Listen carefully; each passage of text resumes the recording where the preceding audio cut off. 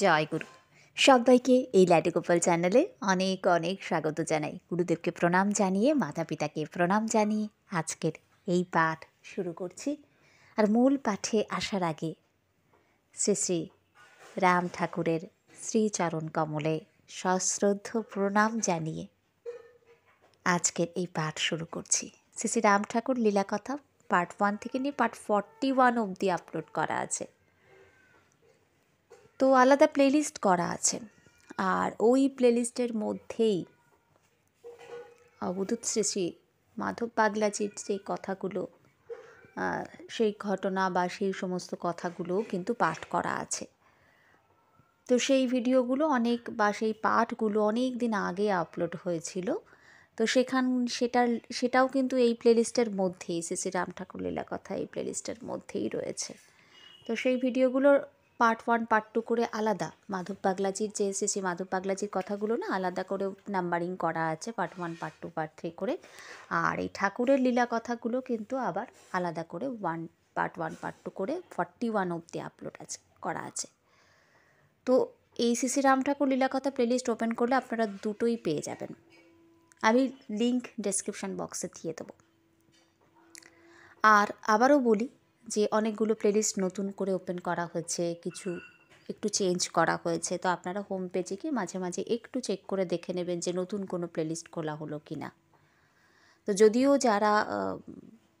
যাদের চ্যানেলটা সাবস্ক্রাইব করা আছে এবং বেল আইকনটা প্রেস করা থাকে, তো তাদের কাছে নোটিফিকেশান যায়। তবে যদি কোনো চ্যানেল সাবস্ক্রাইবও আপনার করা আছে, বেল আইকনও প্রেস করে রেখেছেন আপনি, কিন্তু অল নোটিফিকেশানও আপনার অন করা আছে, সবই ঠিক আছে, কিন্তু আপনি অনেক দিন সেই চ্যানেল থেকে কোনো পাঠ শোনেননি বা কোনো ভিডিও দেখেননি বা কোনো ব্লগ দেখেননি, অনেক দীর্ঘদিন হয়ে গেল, তো তাহলে আবার নোটিফিকেশান কিন্তু কম আসতে থাকে।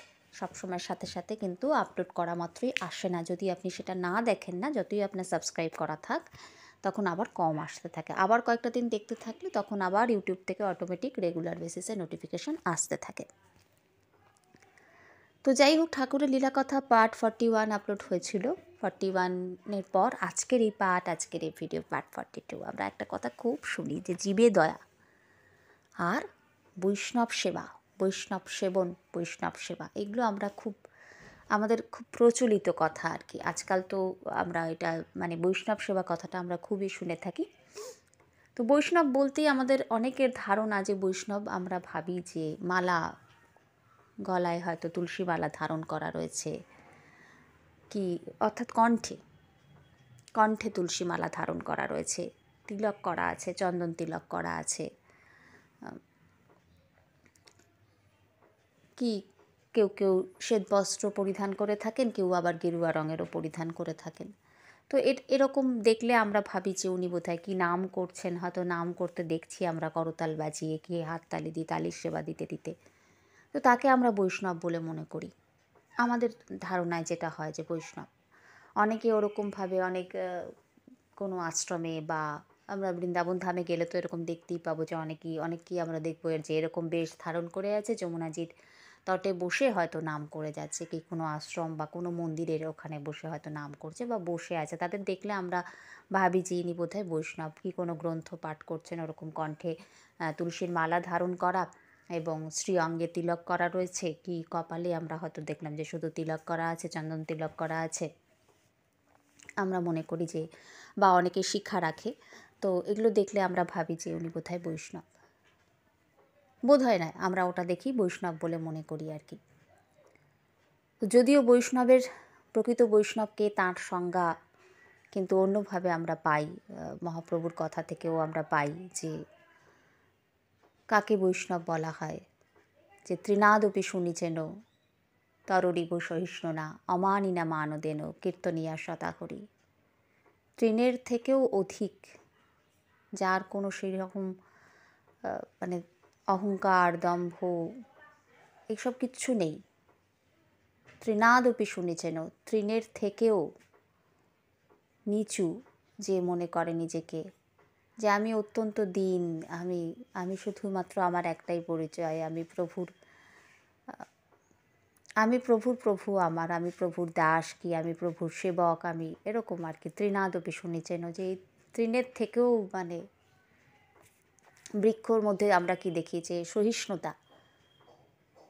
আমরা সবার আমি ছাত্র কবিতায় দেখি না যে আমরা সহিষ্ণুতার শিক্ষা কিন্তু আমরা ওখান থেকে পাচ্ছি, যে গাছের থেকে আমরা সহিষ্ণুতার শিক্ষা আমরা পাই না, তাই না? একটা বৃক্ষকে যতই আঘাত করা যাক, সে তো প্রতিবাদে অন্য কিছু আমাদের করে না, উত্তর দেয় না। আমরা কত ঘাসকে, কত লতা পাতা, ছোট ছোট গাছপালাকে আমরা পাড়িয়ে চলে যাই বা হাঁটার সময় কত কিছু, কিন্তু সেই জন্য তৃণাদপি শুনেছেন, তৃণ থেকেও নিচু যারা যারা নিজেদেরকে মনে করে, সেই বিনম্রতা যাদের মধ্যে থাকে আর কি।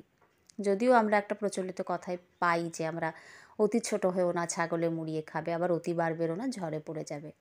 তো সেই জন্য বেশি কোনোটা হয়তো ভালো নয়, কিন্তু এখানে সেই অর্থে ব্যবহার করা হয়নি। এখানে সে কোনো অহংকার নেই আর কি, একদম কোনো কিচ্ছু নেই। তৃণাদপি শুনেছেন,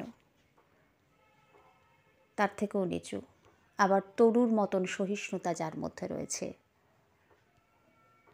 তরণীব সহিষ্ণুরা অমানি না মানও দেন, যাকে কেউ মান দেয় না, সেই মানে সবার মধ্যেই ঈশ্বর রয়েছেন, সবার মধ্যেই তিনি রয়েছেন, সেই মনে করে প্রত্যেককে মান দেওয়া, প্রত্যেককে সম্মান দেওয়া, প্রত্যেকের সঙ্গে সেই বিনম্রতাপূর্বক কথা বলা আর কি। আমি একটা ভাবার্থ বলছি, অ্যাকুরেট ওইভাবে নয়। এবং কীর্তনিয়ার সদাহরি, সদা হরি নাম কীর্তন করছেন, তাকে স্মরণ মনন করছেন, ভজন করছেন। কিন্তু এখানে শুধুমাত্র তাঁদেরকেই সেবা করাটাকেই কি ঠাকুর বৈষ্ণব সেবা বলছেন? কোনটাকে বৈষ্ণব সেবা? কিভাবে বৈষ্ণব সেবা করতে হয় ঠাকুর কি বলছেন? অর্থাৎ শ্রী শ্রী কৈবল্যনাথের কথা বলছি, শ্রী শ্রী রাম ঠাকুরের কথা বলছি, তিনি কি বলছেন কিভাবে বৈষ্ণব সেবা করতে হয়, আজকে সে কথাই পাঠের মাধ্যমে আমরা জানব। আর কিভাবে সব জীবের প্রতি দয়া, মানে জীবে দয়া বলতে ঠাকুর কিভাবে জীবে দয়া করতে বলছেন। আমরা তো জীবে দয়া বলতে গেলে বুঝি যে চলো পরোপকার, এটাকেই আমরা বুঝি যে জীবে দয়া, যে আমরা অন্য লোকেদের সেবা করব, তাদেরকে নিজেদের থেকে কিছু দান হোক বা তাদের কিছু কিনে দিলাম, কিছু সেটা খাবার দাবারই হোক, বা তাদেরকে কিছু অর্পণ করলাম, কিছু দিলাম আর কি, যে এটা দিয়ে অন্য কোনো কাজ করার জন্য, এগুলোকে আমরা, বা যার যেটা নেই তাকে সেটা দান করলাম, দিলাম। তো এটাকে আমরা জীবে দয়া বলতে বুঝি। বা পশু পাখি যারা আছে তাদের প্রত্যেককে খাবার দেওয়া, জল দেওয়া, এটাকে আমরা জীবে দয়া বলতে গেলে মোটামুটি একটা মোটাভাবে আমরা এটা বুঝি। কিন্তু ঠাকুর কি বলছেন, ঠাকুর কিভাবে জীবে দয়া করতে বলছেন, সেটা কি এটাই, নাকি ঠাকুর অন্য কিছু বলছেন? তা আসছি আজকের পাঠের মাধ্যমে আমরা জেনে নেব যে কিভাবে বৈষ্ণব সেবা করতে বলছেন ঠাকুর, বা প্রকৃত বৈষ্ণব সেবা কোনটাকেই বা বলছেন, আর কিভাবে জীবে দয়া করতে বলছেন। তো শ্রী শ্রী ইন্দুভূষণ বন্দ্যোপাধ্যায় মহাশয়ের লেখা থেকে আমরা পাঠ করে আজকে পাঠ করব, আর সেখান থেকেই জানবো যে ঠাকুর কি বলছেন। ইন্দুভূষণ বন্দ্যোপাধ্যায়, শ্রী শ্রী ইন্দুভূষণ বন্দ্যোপাধ্যায় বলছেন যে এই বৈষ্ণব সমাজে তো এই কথাটা খুব প্রচলিত না, জীবে দয়া এবং বৈষ্ণব সেবন। আজকাল অনেক সময় দেখা যায় যে কোনো একটা বিশেষ অনুষ্ঠান হলো, তারপরে বা সেই অনুষ্ঠানের দিনকে বৈষ্ণব সেবা দেওয়া হলো। বৈষ্ণব সেবা বলতে গেলে আমরা বুঝি যে যারা ভগবান শ্রীকৃষ্ণকে উপাসনা করেন বা রাধারানীকে ভজন করেন, রাধারানীর নাম করেন, ভগবান শ্রীকৃষ্ণের নাম করেন, কি হরিনাম কীর্তন করেন, তাদের পূজা করেন, সেবা করেন, তো তাদেরকে আমরা মোটামুটিভাবে বুঝি যে এরা বৈষ্ণব আর কি, এরকম ভাবি আর কি। কিন্তু ঠাকুর বলছেন, যেটা শ্রী শ্রী ইন্দুভূষণ বন্দ্যোপাধ্যায়ের লেখা থেকে আমরা পাই, যে তিনি বলছেন যে এই বৈষ্ণব বিষ্ণু শব্দের অর্থ কী। ঠাকুর বললেন যে বিষ্ণু অর্থাৎ ব্যাপ্ত, অর্থাৎ যিনি ত্রিজগৎ ব্যাপিয়া রহিয়াছেন, সর্বব্যাপ্ত, সবার মধ্যে যিনি রয়েছেন, ত্রিজগৎ ব্যাপিয়া রয়েছেন, বিষ্ণু অর্থাৎ ব্যাপ্ত। এই ব্যাপ্ত বুদ্ধির আশ্রয়ে থাকিয়া তাহার সেবা পরিচর্যার নামই বৈষ্ণব সেবন। সব কিছুর মধ্যে তিনি রয়েছেন, সেই আবারও ভূতানি রেবা ভুবনানি রেবা, ভূতানি রেবা ভুবনানি রেবা স্ত্রিয় পশব নরাশ্চাপি রেবা যজ্জদৃশ্যতে খলু শৈব রেবা রেবা স্বরূপাৎ অপরং ন কিঞ্চিৎ। বা যা মনে করলেন, বিষ্ণু যদি মনে করেন, কি গোবিন্দ যদি মনে করেন, তাই ভূত এই ভূতানি রেবার মতনই সব কিছু, সমস্ত কিছু, এই মানুষ, পশু পাখি, নর নারী, সব কিছুর মধ্যে গাছ লতা পাতা, বৃক্ষ, ফুল ফল, মাটি যা আছে সব তিনি, সবার সব কিছুর মধ্যেই তিনি সর্বব্যাপ্ত, ত্রিজগৎ ব্যাপিয়া রয়েছেন। এই ব্যাপ্ত বুদ্ধির আশ্রয়ে থাকিয়া তাহারই সেবা পরিচর্যার করার নাম বৈষ্ণব সেবন। আপনি অন্য একটা মানুষের সেবা করছেন, বৈষ্ণব সেও মানে তার মধ্যে তিনি আছেন এই মনে করে আপনি তার সেবা করছেন না, তার মধ্যে অবস্থিত যে ঈশ্বর রয়েছেন, যে বিষ্ণু রয়েছেন, তার সেবা করছেন এটা মনে করে প্রতিটা জীবের সেবা করা, প্রত্যেকটা কাউকেই অসম্মান বা অনাদর না করে প্রত্যেককে সেবা করা, প্রত্যেককে বিনম্রতাপূর্বক নমস্কার জানানো এবং তাদের সেবা পরিচর্যা করা, সেটা গাছপালাই হোক মানুষই হোক, সব কিছুর মধ্যে তিনি আছেন এই ভাবটা, এইভাবে প্রত্যেককে দেখা, এইটা হচ্ছে যথার্থ বৈষ্ণব সেবা। ঠাকুর বলিতেন ভগবান সর্বত্র সমভাব নিরপেক্ষ শক্তি। এই সমভাব বা নিরপেক্ষ শক্তির সেবাই হচ্ছে বৈষ্ণব সেবন, প্রত্যেকের প্রতি সেইভাবে দেখা, এইটাই হচ্ছে বৈষ্ণব সেবন। এইভাবে ঠাকুর এটাকে বলছেন আর কি, যে এইটাই হচ্ছে প্রকৃতপক্ষে বৈষ্ণব সেবা। আর জীবে দয়া কি বলছেন না, জীবে দয়া বলছেন যে এই কথাটা ঠাকুর বলছেন নিজের প্রতি দয়া করা। তোমার ভেতরে যে জীব বদ্ধ হইয়া রহিয়াছে, আমার এই খোলসটার ভেতরে, এই শরীরের ভেতরে, এই স্থূল শরীরের ভেতরে যে জীব বদ্ধ হয়ে রয়েছে, তাহার প্রতি দয়া করিয়া তাহার উদ্ধারের প্রচেষ্টার নাম জীবে দয়া। কি করে সেই প্রচেষ্টা আমরা করব?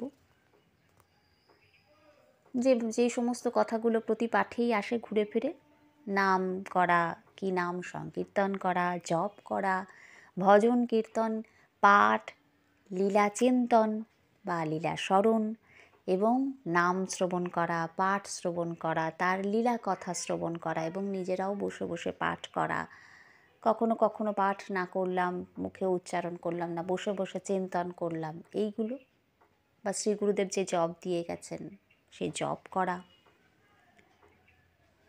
যারা যোগের পথে আছেন তাদের রাজযোগ, ক্রিয়াযোগ, এইগুলো নিজের উদ্ধারের চেষ্টা করা। চেষ্টা মানে চেষ্টা তো কিছু তো করতেই হয়, সবটাই তিনি করিয়ে নেন, কিন্তু তার জন্য তার কাছে প্রার্থনাও করতে হয় এবং চুপচাপ বসে থাকলে তো হয় না, চেষ্টাও করতে হয়। তো এইটা, যে জীব নিজের মধ্যে বদ্ধ হয়ে রয়েছে তার উদ্ধারের প্রচেষ্টার নামই হচ্ছে জীবে দয়া।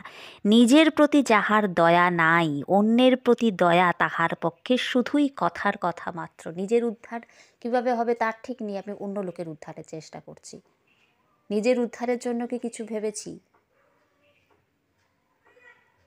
তো সেটাই আমাদের কোনো সেদিকেই আমরা কিছু জানি না, আমরা ভাবি আমরা অন্যের উপকার করব, পরোপকার করব। অবশ্যই এটা ভালো, পরোপকার নিশ্চয়ই করা উচিত, অবশ্যই। শুধু কি নিজের স্বার্থ নিয়ে চলতে বলছেন ঠাকুর? একবারও তা বলছেন না।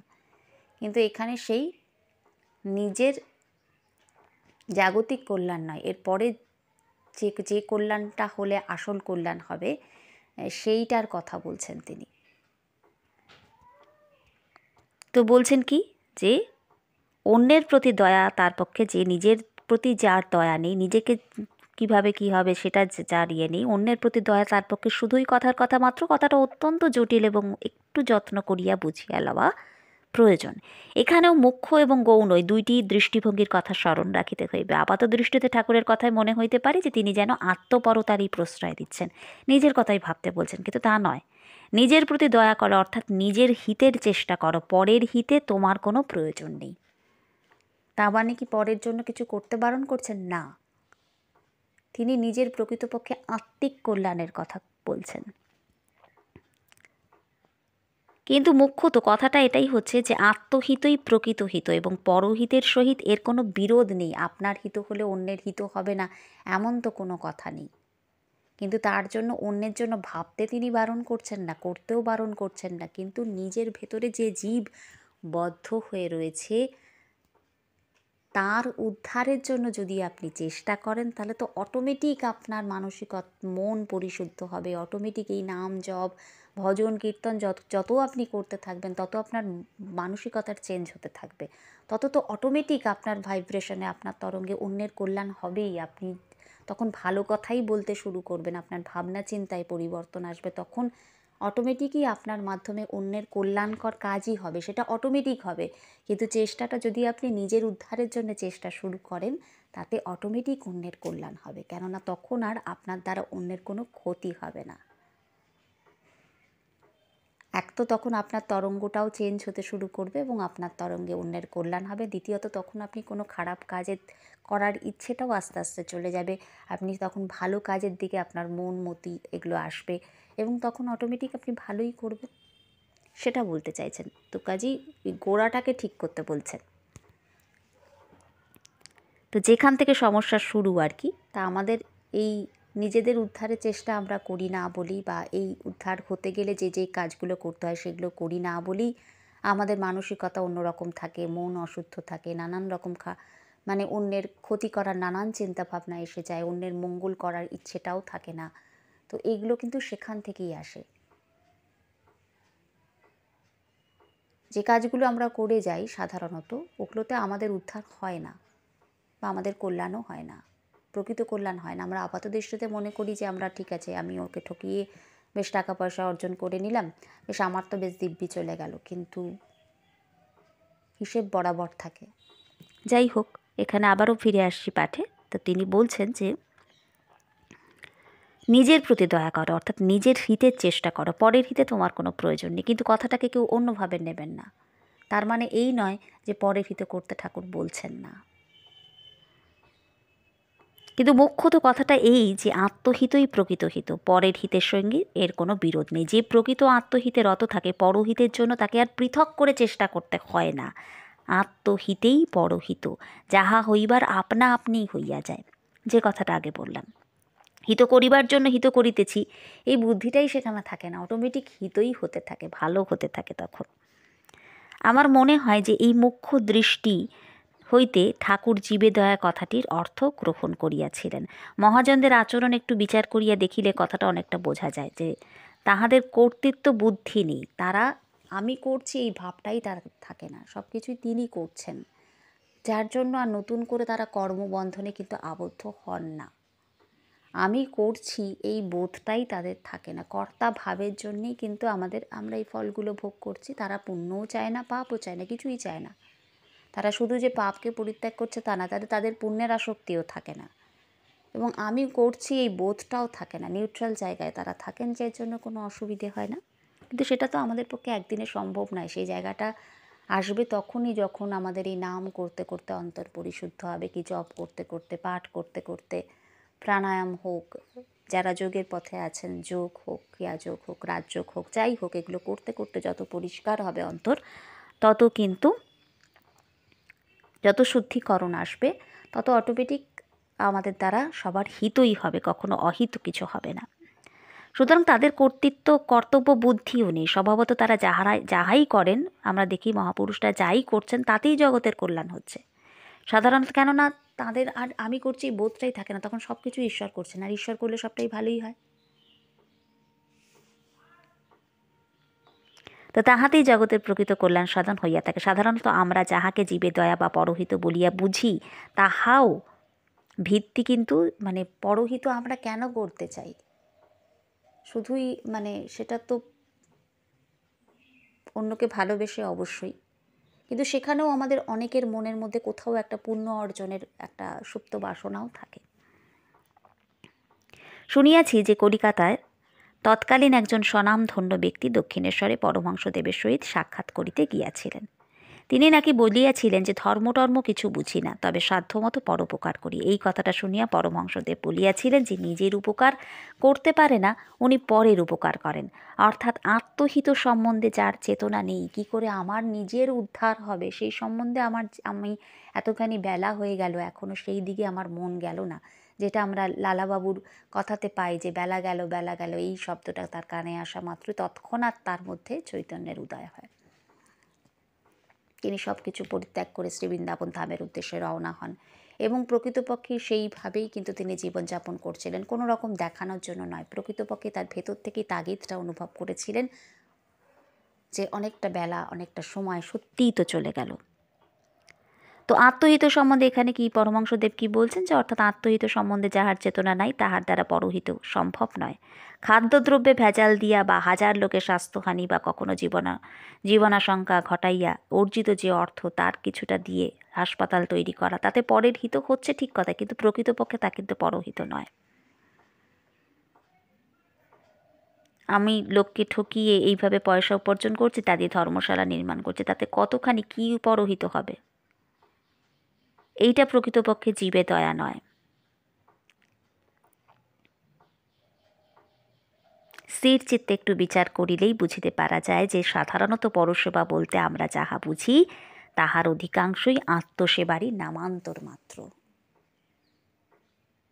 তাহার অধিকাংশই নিজেদের আমরা কেন করি, আমাদের ওটাতেই যেন কোথাও একটা, অনেকের আছে যে হ্যাঁ সেবা করতে ইচ্ছে করে, মনে হয় যে আহা ওরা কষ্টে আছে, কোথাও আমাদের নিজেদের তুষ্টি হয়, নিজেদের আনন্দ হয়, কোথাও নিজেরা তৃপ্তি লাভ করি কোথাও এটা থেকে। এবং আরও একটা বড় করে বৃহৎভাবে যারা ভাবেন তারা, মানে যারা মহাপুরুষরা আছেন তারা কিন্তু অন্যকে নিজেদের থেকে পৃথক বলে ভাবেনই না। আমি যা ও তাই, আমার মধ্যে যেমন ঈশ্বর আছে ওর মধ্যেও ঈশ্বর আছে, তিনিই রয়েছেন। তো এই জীব সেবা, নিজের কল্যাণ যাই করি না কেন, বা পরোপকার যেটাকে আমরা বলি, যে কারুর জন্যে কিছু করা, কতটুকুনি দান করব, সেই সমস্ত বিষয়গুলো নিয়ে কিন্তু ঠাকুর শ্রী শ্রী বিজয়কৃষ্ণ গোস্বামীজি বলেছেন, যে দান করা নিয়ে তিনি কি বলেছিলেন সেটা আজকের ভিডিও ডেসক্রিপশন বক্সে দেওয়া থাকবে।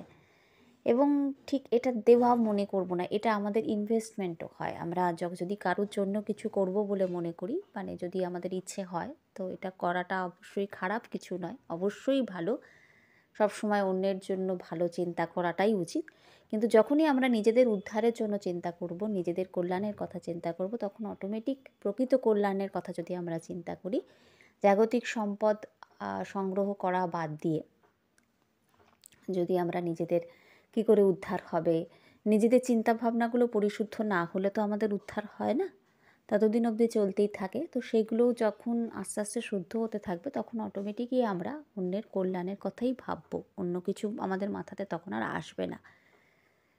আরও একটা ব্যাপার, যেটা ছোটোবেলা থেকে বাড়িতে শুনে আসছি, মা বলে, এখনও বলে, বাবাও বলে, যে charity always begins at home. সবসময় গৃহ থেকেই বাইরের যে সেবা, পরোপকার ইত্যাদি যা কিছু বাইরের সবার সেবা করা, এগুলো ঘর থেকেই শুরু করতে হয়।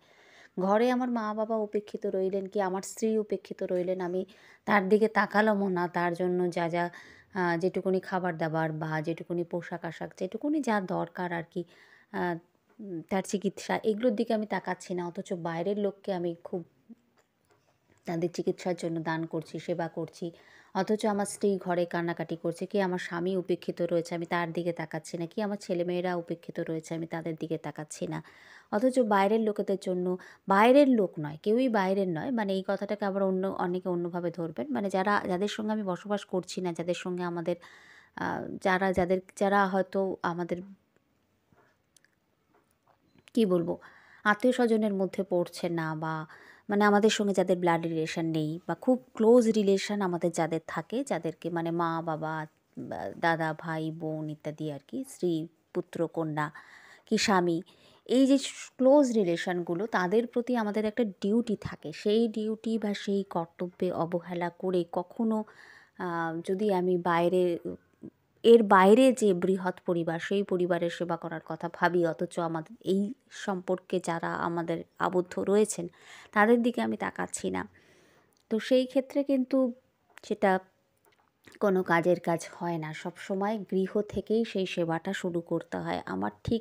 আমার সাথে যাদের ঈশ্বর মানে নিকট সম্বন্ধে বেঁধে পাঠিয়েছেন, তাদের প্রতি অবশ্যই আমার একটা দায়িত্ব কর্তব্য আছে, এবং ঋণানুবন্ধতাও আছে, সেটা চোকাতে হবে, অবশ্যই চোকাতে হবে, না হলে বাকি থেকে যাচ্ছে। এবং তাদের যদি মুখে হাসি না ফোটে, তাদের যদি অনেক সময় আপনারা হয়তো বলবেন যে সবাই সন্তুষ্ট হতে চায় না, সেটা ঠিক আছে, সেটা আরেক আলাদা দিক, কিন্তু আমি আমার কর্তব্য বা ডিউটি যতটুকুনি আছে সেইটুকুনিকে ঠিকভাবে করার চেষ্টা অবশ্যই উচিত। কর্তব্যগুলোকে সম্পাদন করার, ডিউটিগুলোকে নিজের ডিউটিটা বুঝে সেটুকুনিকে ঠিকভাবে করার চেষ্টাটুকু অন্তত করা উচিত। বাকিটা সবটাই তাঁর ইচ্ছে, কিন্তু আমার চেষ্টাটুকু তো অবশ্যই থাকবে। তো সেই জন্য সবসময় এই পরোপকার ঘর থেকেই যেটুকুনি আমরা যেটা পরোপকার বলতে আমরা যেটা বুঝি অন্য কারোর জন্য কিছু করা, তো সেটা ঘর থেকেই শুরু করতে হয়।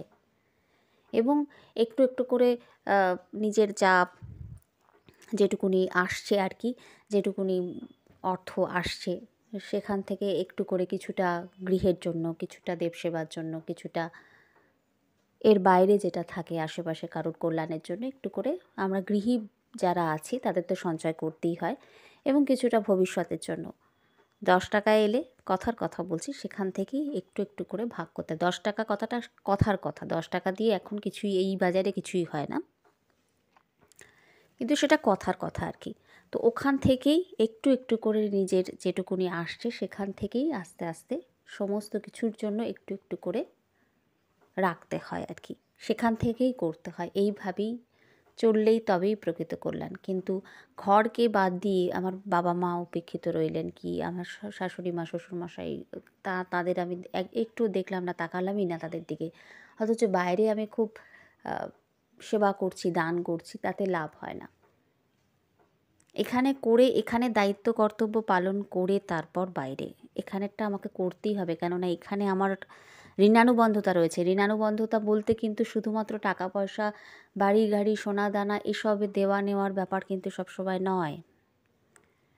ইনফ্যাক্ট সবসময় শুধু নেওয়া নয়, মানে আমি কারোর থেকে শুধু নিলাম তা নয়, দেওয়া নেওয়া এক্ষেত্রে দুটোতেই ঋণানুবন্ধতা এসে যায়। আমি কারোর কাছে পাবো সেই ক্ষেত্রেও হয়, আমি কারোর কাছে কেউ আমাকে দিল সেটাতেও হয়। এবং শুধুমাত্র এই টাকা পয়সা বা সোনাদানা, গাড়ি বাড়ি, এগুলোই যে সেটা তা নয়। কেউ কারোর জন্য হয়তো খুব সেবা করলো, তো তখন সেখানেও একটা থেকে যায়। তো ঋণ চোকাতে গেলে যে শুধুমাত্র যে টাকা পয়সা দিয়ে চোকানো যায় বা তা কিন্তু নয়, সেখানে সেবা দিয়েও সেটাকে কাটানো যায়। সেই সেবা অনেক রকম হতে পারে, খাদ্য, বস্ত্র, বাসস্থান ইত্যাদি বিভিন্ন দিক থেকে এগুলোর মাধ্যমে সেবা হতে পারে। তারপরে তার শ্রীঅঙ্গের সেবা হতে পারে, মানে আমরা যেটা বড়দের ক্ষেত্রে করি, যে তাকে ঠিক করে দেখাশোনা করা, তার তার যেটা প্রয়োজন তাকে সেটা ব্যবস্থা করে দেওয়া। এছাড়া যেটা বিভিন্ন রকমের ঈশ্বরের কথা বলা, কাউকে সেই পথে প্রেরণা দেওয়া এগোনোর জন্য, পাঠ শোনানো, নাম শোনানো, এগুলোও একটা সেবা। ভালো কথা বলা, সঠিকভাবে পরামর্শ দেওয়া, সঠিকভাবে গাইড করার চেষ্টা করা, এগুলো সবটাই একটা সেবা। এগুলো কিন্তু সেবা, এবং এগুলো থেকে যায়। এগুলো কোনোভাবে টাকা পয়সা আপনি দিলেন, সেটা আজ নয় কাল খরচা হবে, কিন্তু এই সেবাগুলোতে তার মানে কারোর প্রকৃত কল্যাণ হবে, এবং এগুলো তার ভেতরে কিন্তু থেকে যাবে। কাউকে কোনো একটা বিষয় আপনি শিক্ষা দিলেন, কাউকে কোনো একটা বিষয় শেখালেন, বা কাউকে কোনো একটা ভালো কথা বললেন, কেউ কোনো একটা জিনিস বুঝতে পারছে না কী করবে, তাকে সেই বিষয়ে একটু পরামর্শ দিলেন যে এটা করলে ভালো হতে পারে, একটা আপনার মতন করে আপনি চেষ্টা করলেন, তো সেগুলো কাউকে সঠিক দিশা দেখানোর চেষ্টা করা, এগুলোও কিন্তু একটা সেবা। তো যাই হোক, এমনিতেই পাঠ আজকে অনেক দীর্ঘ হয়ে গেছে, তো যাদের যে অংশটুকু মনে হবে তা আপনারা স্বচ্ছন্দে স্কিপ করে যেতে পারেন সেখানটা। আর আজকের পাঠ শোনার জন্য সবাইকে অনেক অনেক ধন্যবাদ জানাই। তো আজকের পাঠকে এখানেই বিশ্রাম দিচ্ছি। জয় গুরু, জয় গুরু, জয় গুরু।